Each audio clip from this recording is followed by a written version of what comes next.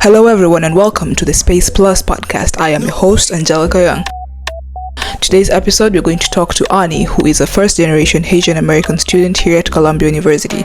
We talk different topics ranging from eggs to birds to the philosophy of rebellion and the rigidness of the education system in both Kenya and Haiti, and we compare that to the nurturing education system here in America. We talk about the loopholes present in the American education system, like the high cost of education, and I hope that by the time you're done watching this video, you may get some insight on different cultures, different perspectives, and New York and the Haitian capital and the Kenyan capital in general. It's been an interesting time here. How has your experience been so far in Colombia? I would say it's very loud. It's very loud and chaotic, and there's definitely a lot that I was not expecting to see or experience here. But overall it has been great. It's been good. Every day I spend here, I enjoy it more and more. So yeah. What about you? It's been great too. I was talking to a lot of people actually. I don't know if I've told you this yet, but I usually compare Colombia, NYC to Nairobi, Kenya. Mm-hmm. And if someone has lived in Nairobi all their life, I haven't lived in Nairobi all my life. I've lived in Eldoret, which is a different city from Nairobi. Mm-hmm. And I would tell the person who's from Nairobi that they're going to just have it fine. New York is not as... doesn't have the oomph that Nairobi brings. People usually say that, oh my goodness, it's New York, it's scary, it's fast. But I just feel like Nairobi is faster, it's just more fast-paced. There's more life to it. And, okay, I would say there's also, the aspect of the vibes, I feel like Mm-hmm. they both share the same city vibe, because I wouldn't compare, for example, the city of Mombasa to New York. No, I feel like Nairobi has the vibe that New York has.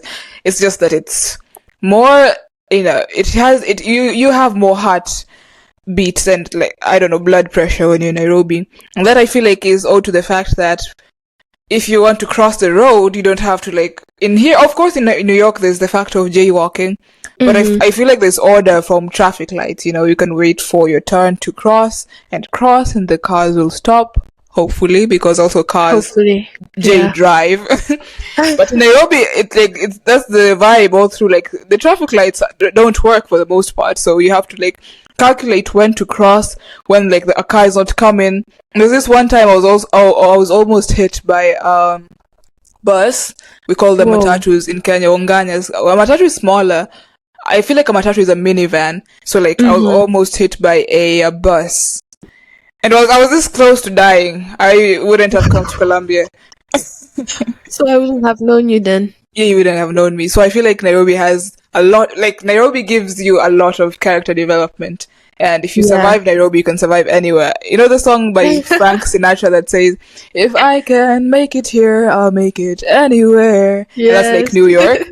I feel like I want to be a part of it. Nairobi. Because if you survive in Nairobi, you can survive anywhere. You can. Yeah. Mm. Yeah. Okay.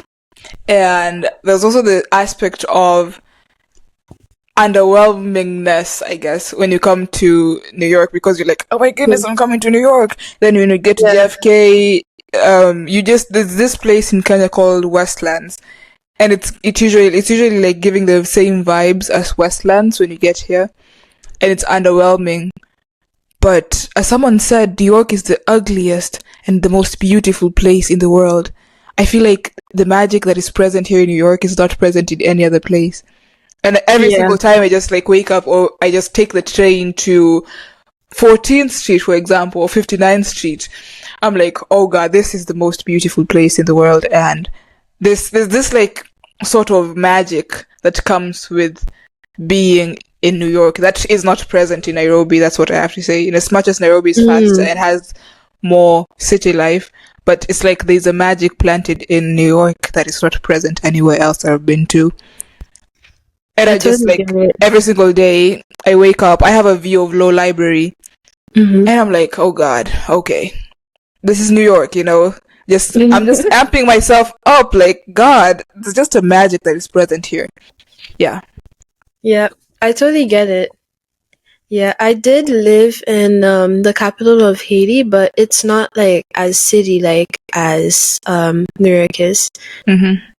Yeah, there are a lot of buildings next to each other, no space for greenery sometimes, but it's not as overwhelming as New York.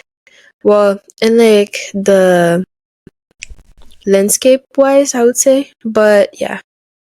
Yeah. And was the city located maybe in the coast, or was it in the center? It was in the center, but near the sea. Yeah. Oh, It's right, in the right. center. And how has your experience been in college? The classes adapting to your experience from high school and coming to college? Have you found that maybe college has a different feel from high school?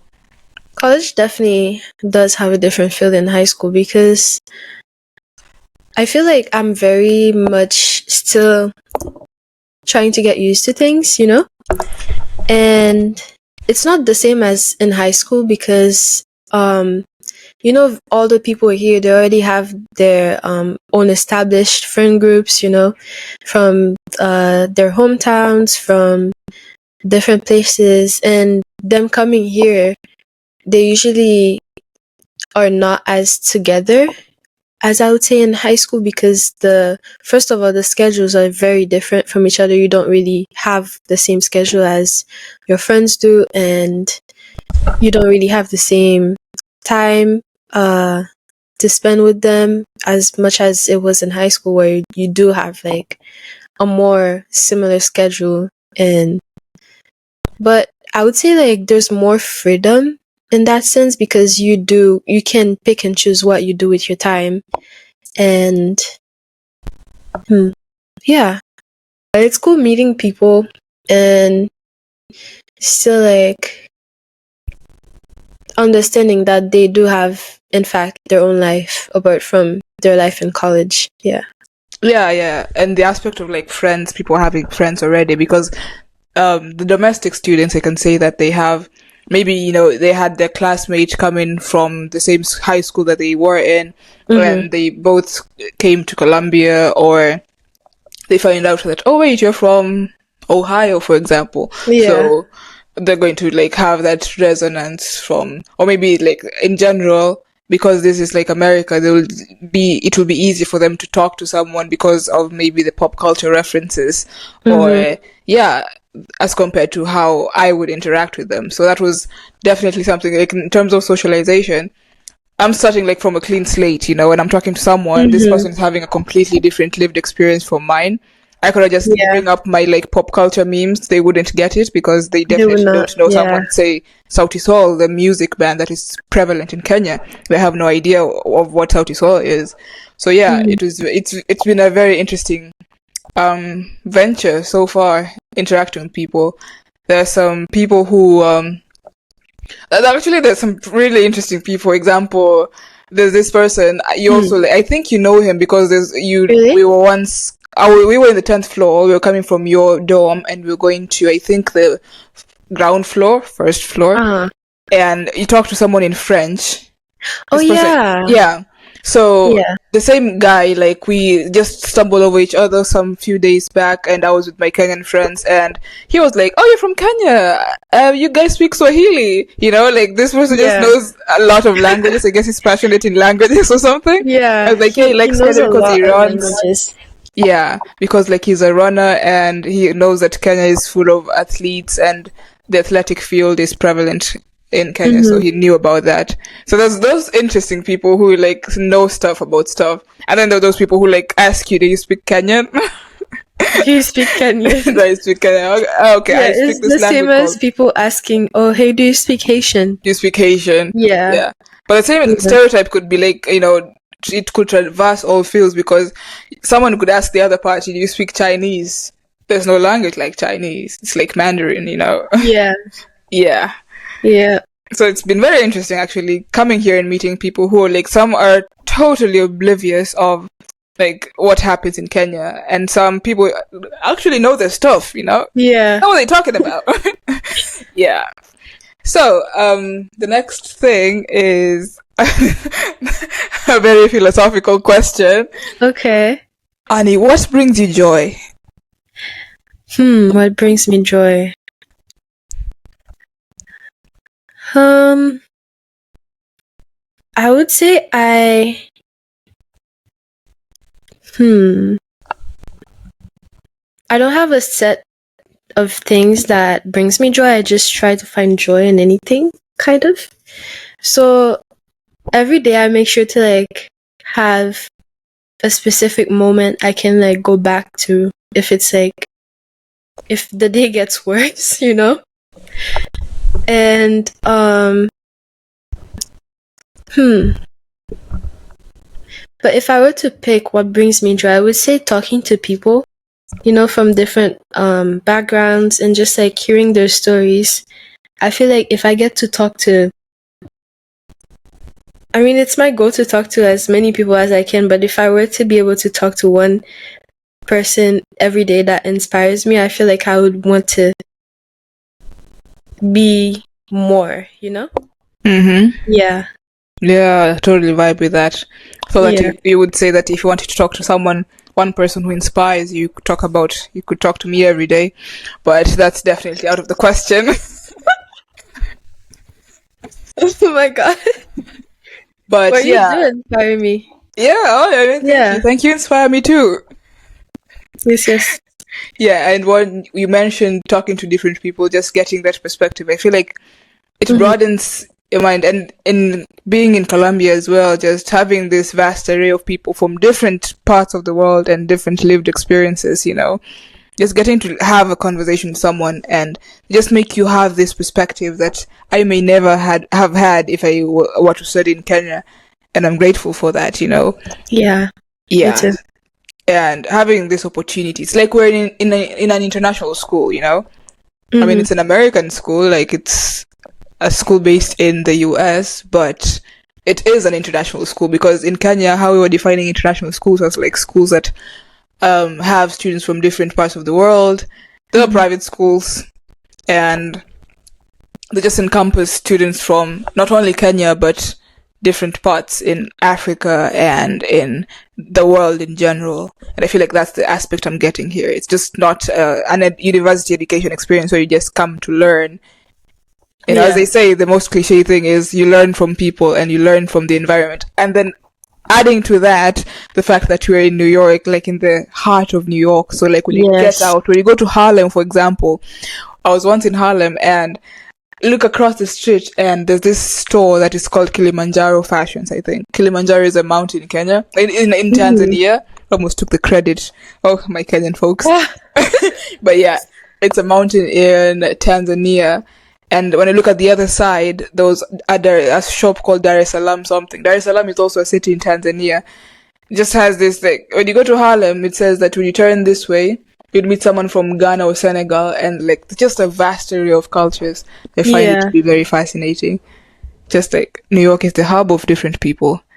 Just being immersed in this is very beautiful. Yep. Yeah. So what's your to-go place when you want to unwind from school that you're going to start in a few days again? Goodness. I'm still trying to find my spots, but right now, I would say I really love just walking in like, I would say like Barnard, the libraries in Barnard,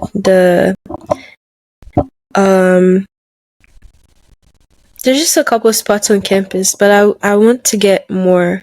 There's this specific place in front of the Low that I just like go to. I always like just stand there for like a couple minutes at a time to just breathe and watch everybody be fast while I'm just standing there like looking at them, you know, just imagining what their life is like. Why are they rushing? Why, you know, basically why are they moving so much when they can just stand and breathe and live, you know? Yeah. And yeah.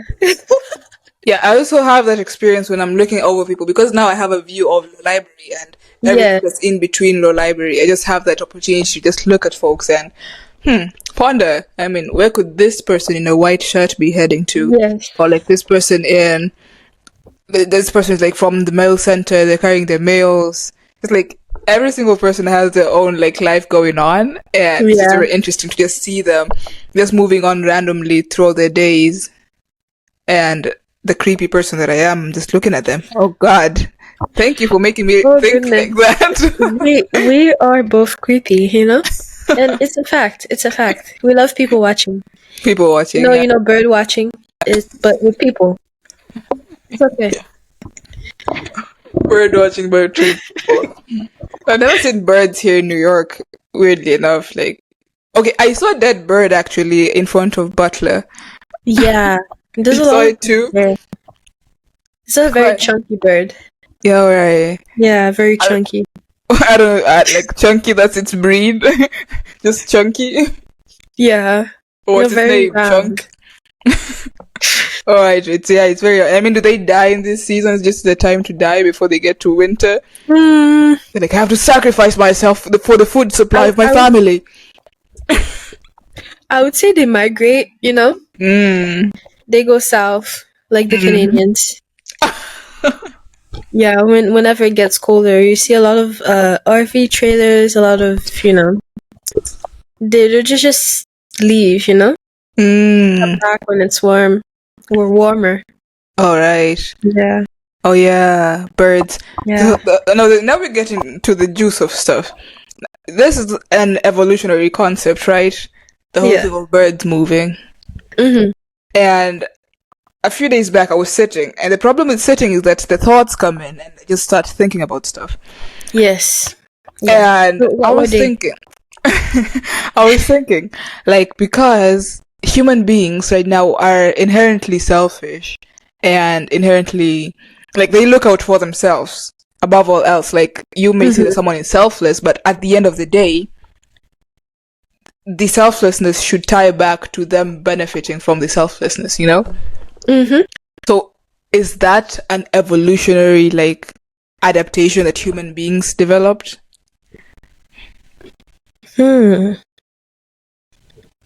I feel like I don't know much about our ancestors enough to know if they were very much like, because, they would travel in packs and move out different and have their own dynamics within their groups, But I don't know. Would you say the hunters that would go out and hunt animals, would you say they were selfless?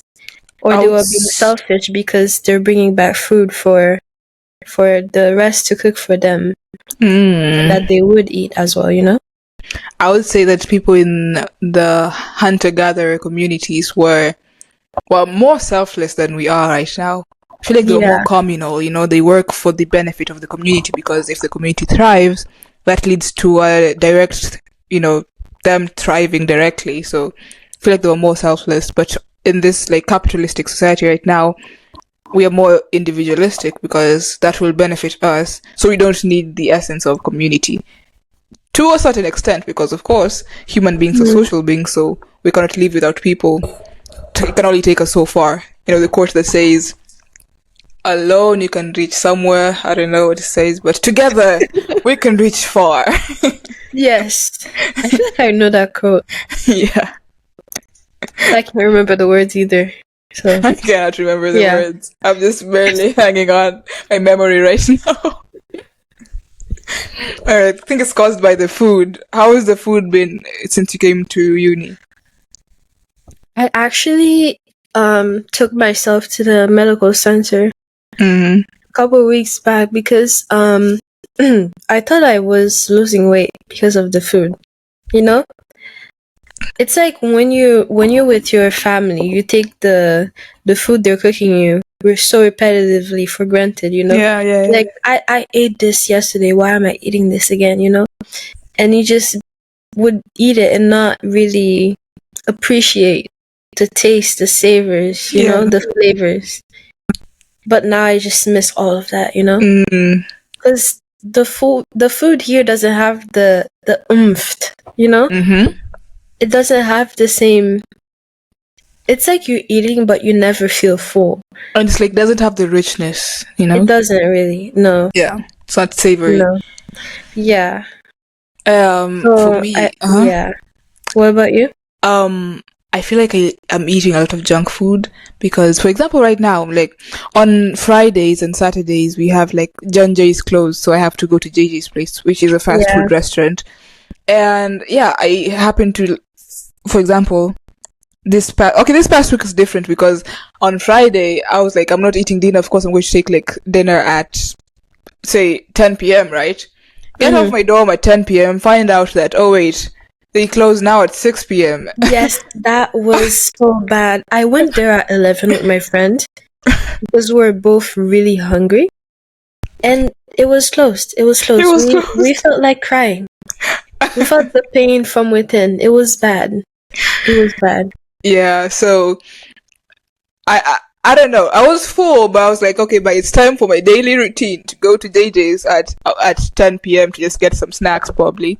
I find it's closed, and it shattered me.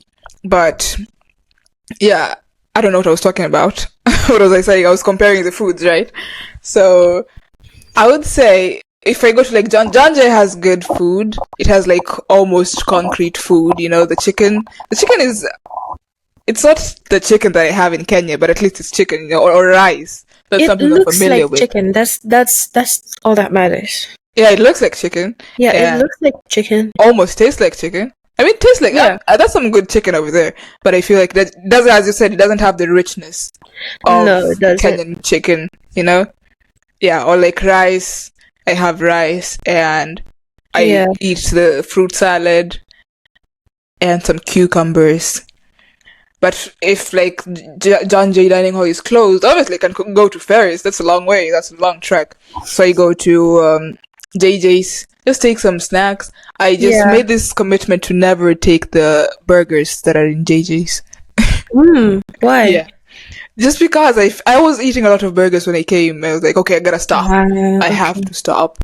You know, I actually never had a burger from JJ's. Oh. Never. Not even once. I don't know why. You should try them. I should? Okay. No, you shouldn't. You're not missing out on too much. Okay.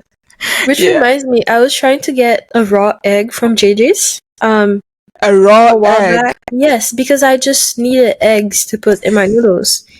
And they were just saying, no, you can't have the raw egg. And wait, you're talking about like a raw egg, like the egg is not even broken or anything, just take an egg. Yeah. Oh, okay. That's a very weird thing to ask. Well, hello, JJ staff. I should be having a raw egg. Yeah, that was exactly what I said. Yeah, and it made me think a lot about like the philosophy of life, you know? Why? Columbia students. Okay, so why? One second they have eggs, the next second they're thinking about the philosophy. What came first before the egg or chicken, right? What came first? Is it life? The chicken. Or ethics? Yeah. So it made me think about, you know, first of all, why not? You know, why not just give it to me? And it made me think of like all the regulations we have in place, and is it really for a benefit? And also, why again? Wow. I just desperately needed an egg that day. Just wanted the bloody egg. Yes. The noodles was missing something. Yeah. And you know, it made me think of like the regulations and why are we saying that I'm gonna cause trouble with the egg? Like, why is it impure? Why is it gonna? Why not? Why is there not any trust between us humans? What happens with trust? What happens with it?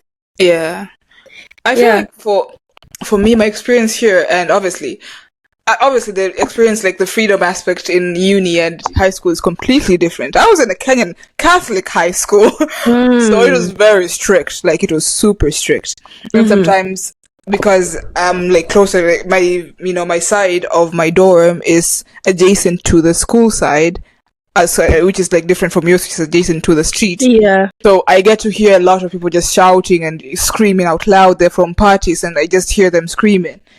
And I'd be like, if this was high school, they would have already been told like to stop shouting around, and if they would have continued shouting around, they would have probably been sent for, they would have probably done a punishment, or they would have been suspended or something like that. Yeah, it's just insane. Would you say in that sense that there's more respect between the people?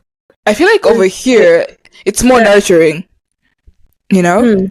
Yeah, because we're actually talking about this. I don't know if I told you this, but I was having this conversation some days back, and I was saying that actually the Kenyan high school is very interesting because the way the professor or the teacher addresses me here as compared to in a high school setting was very different. For example, in a biology class, you start answering a question, what is diffusion, for example? Diffusion is the movement of particles from this place. And the teacher will be like, if I'm wrong, he'll be like, stop right there. Just don't go on. You should just leave school. And over here, it's different because if you say something wrong, they're like, okay, you're almost there, You're almost there. I like the vibe over here more. It's more nurturing. It makes you want to challenge yourself and just try, even if you're wrong. Like, there's always room for trying. Yeah. Yeah, I feel the same because in Haiti it was very difficult to speak out in classes because you would always be, I wouldn't say punished, but like disregarded for answering wrong, like questions and stuff. Yeah. Yeah, it was like I noticed that from the get-go when you were having the talk on sexual respect. It was during our orientation, and someone I haven't finished it. Oh God, I think I finished it a few days back. The one that you're talking about, the one that's in courseworks, right? Yeah, on courseworks. Yeah. But there was this one that was in Learner Hall, and like all the freshmen had to gather. Yeah. So that was like I was there and. Someone is answering a question and the speaker is like, yeah, you got it. Like, that's so good. Like they try to encourage you despite the fact that you're like off tangent. Like this is the tangent right here and you're like in Mars, But they're like, yeah, that's a good trial. They just nurture you to like, they give you the, the energy to want to speak more. Yeah. Yeah, but that's different because in my high school, some teachers would be like, yeah, no, thank you so much for being so wrong. Yeah, and I feel like that takes a huge toll on our trying capacity in class. I feel like a lot of Haitian students would benefit from this kind of dynamics in the classroom setting because a lot of them are very like shy and they kind of like keep themselves from evolving to become like a better student or to like achieve bigger things. And I feel like that's because of the very what's the word? The fear of being wrong, right? Yeah, the fear of being wrong, also the fear of basically the teacher figure. Oh yeah. The fear of the authoritative figure. Yeah. And I feel like it's been progressing. It's like a It's been a positive trajectory. How do we interpret graphs? Oh Jesus Lord! I'm in a Frontiers of Science class. I took a statistics like this whole aspect of statistics in Frontiers of Science. But yeah, it's been positively being better when I compare like my primary school education, because primary school was now like worse. It was horrible as compared to high school. In high school, the teachers were more friendly. I feel like they were better than the ones in primary school. And then like now in university, it's now way better now than the two experiences. So the positive trajectory has been nice. And there was also this one experience when we were having like our Frontiers of Science lecture. I know it was a science spotlight. And the professor was talking about how like, what would it have been? Like, how would our experience have been if we were able to see radio waves? And like when he asks the question, like it was very nurturing because he's like, okay, someone's gonna answer this question, and if you're wrong, what's the worst that could happen? Are you gonna die? It was so nice because it's like very nurturing. You just realize, oh wait, there's nothing that will happen when I be wrong. I will just be wrong and life will go on. I will just be wrong and life will go on. That's my new album. Lyrics. Yeah, that should be a lyrics in the song. Yeah. But like when you go to office hours, the experience is just like you connect more with the professor. because they not only help you answer questions in the class setting, but in just life in general, or like you could just have a very beautiful conversation with your professor. Yes. Yeah. Yeah. So it's been very nice, very beautiful. It has. We'll be back after the break, but don't forget to share your thoughts in the comment section down below. And keep on enjoying the Space Plus podcast.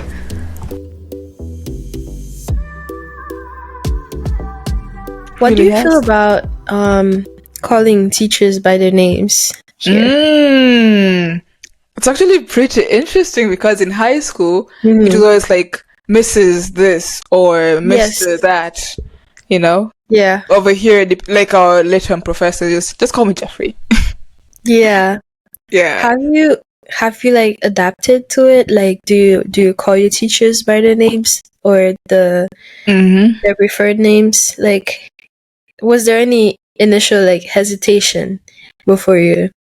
Yeah, I feel like there was it was just different, you know, the culture shock of, oh wait, you don't want me to call you by maybe Professor this or Doctor this. And I experienced that from emailing my advisor because I didn't know like how to she like unlike our late-term professor, she didn't like tell me how I should call her. So I was thinking while I'm typing the email, should I like call her hey by her first name or by her last name? Is it like should I call her Doctor this, or is she like should I call her Professor this? Is she a professor? Oh God, no, those situations just stressed me out too. Like one time I actually thought the person I was emailing was not a woman, and I was so tempted to just put Mr. This, like hi Mr. This, but at the end I just decided to just because they would just sign off their emails with their name, not any like Mr., Mrs. suffix, anything in front of that. So I was just like having a hard time figuring out how to address them, and I actually put a question at the end of my email. By the way, how should I address you? Because I was very, that's so nice. Yeah, and I just try to keep my emails as neutral as possible because oh my goodness, that brings me to another question, because in Haiti we don't really have in Haitian Creole specifically, we don't really have gendered nouns when talking to somebody else, because everybody is just Lee. Like you just talk about Lee. You're talking with Lee. You know? Yeah. So it makes me misgender people a lot. I found out because and I never made that connection before. Is it the same for you? Yeah, it's the same in like Swahili. There's no aspect of gender, which was very interesting because I think I've had this conversation with you, I don't know. But like in English, there's like he, him, she, her, and in French, I've heard that even objects have gender. Yeah, they do. And, okay, before we even like go on, like there's this aspect of like bridge being a masculine, noun. And it affects your mentality or perception of how a bridge is, the working of a bridge, the function of a bridge, right? Yeah, tell me about that. I was not asked this question before. So, I don't know, it just makes you see like the world in a very black or white manner, I feel like, and it's not really that way. Yeah, it's not that. Yeah, because a bridge would be like, I don't know, it would make you think of like a more masculine, type of like feeling to it, and like other things, if they would be like have a feminine feel, feel to it, and it's just because it's not like that at all. Like it's not like that in the world. Yeah. Okay, and there's this whole thing on, I think it's Latin or is it Greek? The original language that was used to write the Bible, it was Latin, right? Hebrew. It was Hebrew. Hebrew. Okay, and now I'm thinking of my notes in like freshman year high school, which is like called Form 1 in Kenya, and they say the Bible was originally written in Hebrew. It was translated to Latin, then the whole Bible was translated to Greek. Yeah, so my point is, like the first part of the Bible of the story, like it's supposed to be very, very fast, but it's made to be very slow with the use of punctuation in English. In the beginning, God created the heavens and the earth. Full stop.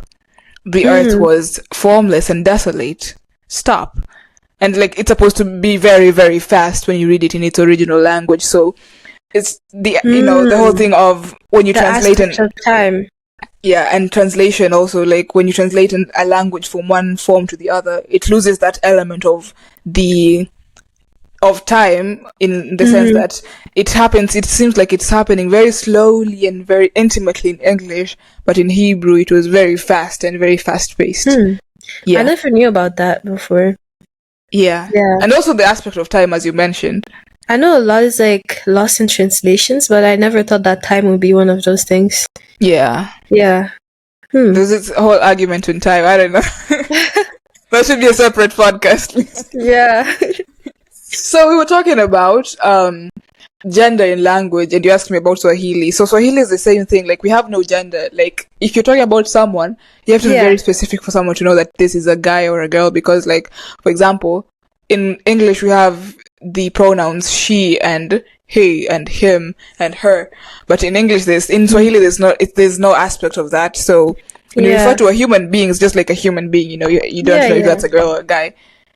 I feel like that distinction makes us more divided. Do you feel me? Yeah. I was thinking I wanted to make an argument on maybe Western languages have the distinctions in gender, but maybe African languages don't. But when I now go back and go to like Luo, my ethnic language, it has the distinctions between genders. So I can't really make that argument. You can't really make that argument. Wow. Yeah. So I feel like Swahili is more neutral, but Luo as a language has the distinctions just like French or English. So yeah, that was sad. Do they have like any neutral type of gender, Because in many other cultures we have there's like the neutral, I don't know. It's usually pronounced in when you say this person is from a place called Kisumu, for example. So if someone's from Kisumu, you say Ja Kisumu is a guy, Nya Kisumu is a girl. So the prefix that is already placed just makes you know, oh wait, this is a guy from Kisumu or this is a girl from Kisumu. And also in the names that women and men have, there's just a distinction. For example, Anyango. Anyango is a female name, but a guy is called Onyango. So like if you're a girl, it will start with A. For a guy, it will start with O. That's like present in a lot of cultures, like the Kalenjin community. That's where, for guys, the prefix before the name is Ki, and for women or girls, it is Che. Yeah. So there's that distinction in names, and maybe referring to someone who's like, if you're from a certain place, they have to start with that prefix of the name, of gender, I mean. Yeah. That's interesting. How about Haitian Creole? I feel like you'd have to read between the lines to figure out what the gender of the person is. And yeah, because we use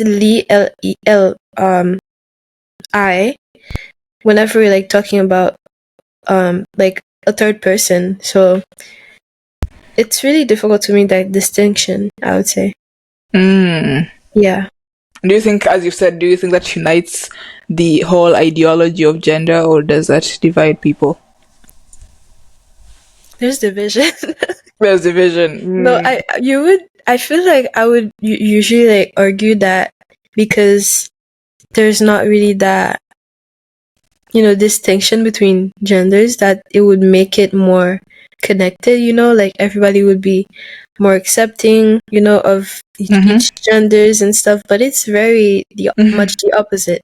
I mean, language itself maybe has succeeded in not making the distinctions or divisions, but there are other elements. There are confounding factors that contribute to that, maybe ideologies or societal perceptions of gender. Yeah. Okay, we are almost capping 1 hour. And yeah, so this now the right opportunity to ask you, Ani, how would you define quality education now that you had this perspective of American university education, Haitian high school? High school education, did you go to high school in Haiti, or did you like have a I did blend of not. both US and I Haiti? actually came before my 8th grade year. Well, in between, because I had like a very fragmented year that my 8th grade. But I did from pre-K to 8th grade, so I came here right before high school, and I spent my high school years here in the States. So yeah. Well, to answer your question, I would say it's quality education is very like, it should be more customized to the students. It shouldn't be very like standardized to like everybody, because a lot of people struggle with the current schooling system that they have, and they could benefit from like other countries. Like I would say like a lot of Haitian students would benefit from like the nurturing vibes we get here in the States, and the schooling, like the teachers and all that. So, well, I would you say that a lot of American students could benefit from our rigid form of education too, because when it gets too nurturing, a lot of students do not put any effort anymore. And I feel like if they get more structure, more rigidness to it, it would actually push them to do more. Okay, I wouldn't propose. I love the nurturing aspect of the American education, so I would want it to stay that way. But maybe what I would add to the education system, there's a paradox before I get to that. The paradox of this one TED talk that someone was talking about how I think the government is failing the children of America, and he proposed that in like a high school setting or an educational, I don't think it's such to like the university setting, but in the high school and primary school setting, students should not go to school with cell phones. And that's the same thing that I experienced in Kenya. And I feel like to an extent that was a good thing, because it just makes you not to have brain rot and you just focus on maybe what you're supposed to do. But I feel like you should maybe, okay, don't go to school with cell phones, but you should still have access to the internet, you know, because we cannot now live like animals in we cannot live like cavemen and just be in this place where we're isolated from reality, you know, because if you have access to the internet, then you can have access to what is going on in the world. You can be inspired. You can know, oh wait, this person just won the Nobel Prize in physics, you know, and be inspired to do that, or know the latest breakthroughs. So that will make people want to, you know, it will make them want to be better people. So I don't know where we can draw the line between cell phone addiction and being, you know, having access to the internet. But on the nurturing aspect, I feel like, I don't know, I wouldn't want the American system to, like, for the students to have the rigidness that was present in our system. I feel like fear creates rebellion, so... Yeah, true. Yeah, as you can see, most American students, most students over here, like, they love their country, they love the okay, I don't think they really love the education so much, because, once again, the cost of education here, I would change the cost of tuition, probably, because tuition in America is very expensive, and it makes some people not to afford the education. And it creates a divide of maybe if you can get access to an education, it's because you have the capability of paying for education. So I would change that, but I would leave the nurturing aspect. Yeah. Yeah, I agree. Now, one last question before we wrap it all up. Annie, what inspires you? What inspires me? Well, you inspire me. Oh God. Why, thank you. Yeah, you inspire me. Yeah. Okay, now what else inspires you? We have to make it be an hour long. Oh, okay. I say meeting people, because there's a lot of diverse people in the city and like in Colombia. Meeting them and, you know, understanding their life and how they came to be who they are in the moment. right now, and also their future endeavors. I find like talking to them about things like that would like really inspire me. And it is my goal to like talk to more people that I would like get inspiration from like every day. Hopefully if I can get to. But really, anybody can inspire me. Like I get inspired by old people, by kids even younger than me, you know? By even things like birds and stuff. So yeah, it's very easy to inspire me. Yeah. I feel like that's a good thing because it just shows how you're ready to learn from any aspect that the world throws at you. The world throws at you birds. That's a lesson that you can draw from that, or opening school in the next few days. That's a lesson like, for example, how we were talking and I was like, oh my goodness, we're going back to the curriculum in a few days. And you were like, no, we have more than 24 hours, Yeah, I absolutely like it because my family does that a lot. Usually my mom also, she would be like, oh my goodness, the weekend is over and it's Saturday night. The weekend is not over. Like, it's not over. You have time. Yeah, I feel like that's also like living in the moment, Yeah. Like you're living in the now, and as we've talked about time, but yeah, I was watching a video it was a commentary on the film Interstellar, and the emphasis that was being made in that video, as according to the person I was watching, was that we should live in the now. Sometimes you're caught up in the future or in the past, and our time is our biggest like enemy because we're trying to maybe run away from time or trying to manipulate time. But we should just live in the now and appreciate life the way it comes. It's very difficult to live in the now, though. Yeah, it's very difficult. But it's like something you have to work on every day. Yeah. Yeah. Sometimes I feel like things would push you to like live in the past or the future, but I don't know. Do you feel like you mostly live in the now? Why do I live in the now? Okay. Do I live in the now? Yeah. I feel like I live in the now, but I'm also like living in the future. I don't live in the past. That's one thing that you don't. I think. Yeah. I do not. I was having a conversation actually with my sister, and she asked me, those like cards that are present in, I think in the product. Okay, how do I put this? There's like question cards, and she asks you a question from those cards, and one question was, what are the biggest regrets maybe you had in the past? And I realized that I usually don't think about like, oh wait, I should have done this better. I'm like, this is how my life was tailored to be, and okay, I have this life right now, just gonna like go with it. So I have no regrets of the past, just have worries about the future. Yeah. I feel like I live in the past a lot, but it's like equally balanced. Yeah. Yeah. So it's equally balanced, like you balance the future and the past and the present, or do you balance the past and the present? Like, I would say the past and the future get 33% each, and the now is like 34. Okay. Math, let me calculate.